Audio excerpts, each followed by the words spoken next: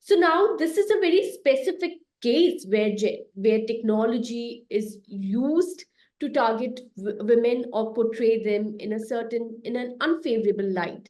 And this is violent because it definitely disturbs a person's mental, emotional health, right? Do you think here it's not just technology, but like the state needs to intervene, and that we need to fix responsibility and ensure that such content is never allowed in the first place, and if it's there, it's taken off? And why is it so difficult to remove such content online?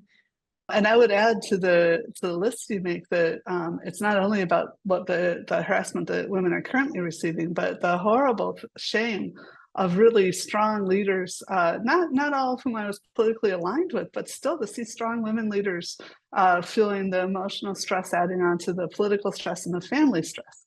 And you know, there is fundamentally something about childbearing that is also a stress which will never go away, that is an extra stress on women.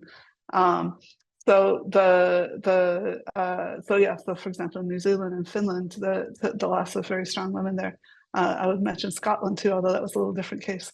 But anyway, the thing about, this is the strongest thing. A lot of what people think about disinformation is false. Right? It doesn't. For example, we've shown actually the United States and Britain have shown that a lot of the Russian hacking, it isn't that they disinform. It's not that they make these completely bizarre pictures.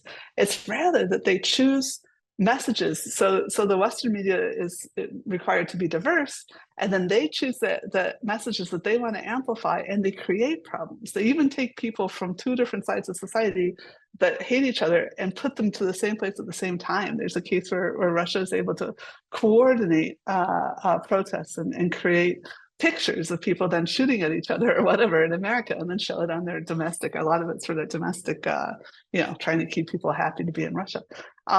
So anyway, the point is that the one exception is these horrific, life-changing pictures of themselves. People cannot help but recognize themselves. They're absolutely right. And I think the biggest question here is, why is it that women are the biggest victims? I mean, they're doing some pretty weird things to the new male vice presidential candidate in the US too. They're like sticking his head on a tampon. And I just doubt he feels as violated as women feel when they see, memes about themselves, these really horrific memes. And I think, again, that's partly about our history of vulnerability, our history of thinking that our appearance matters so much. It just is different if you hear about infidelity of a woman than infidelity of a man.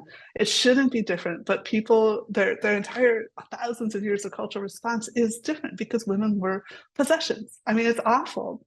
But I think that it's very hard to break ourselves out of this stuff. We just have to keep working on.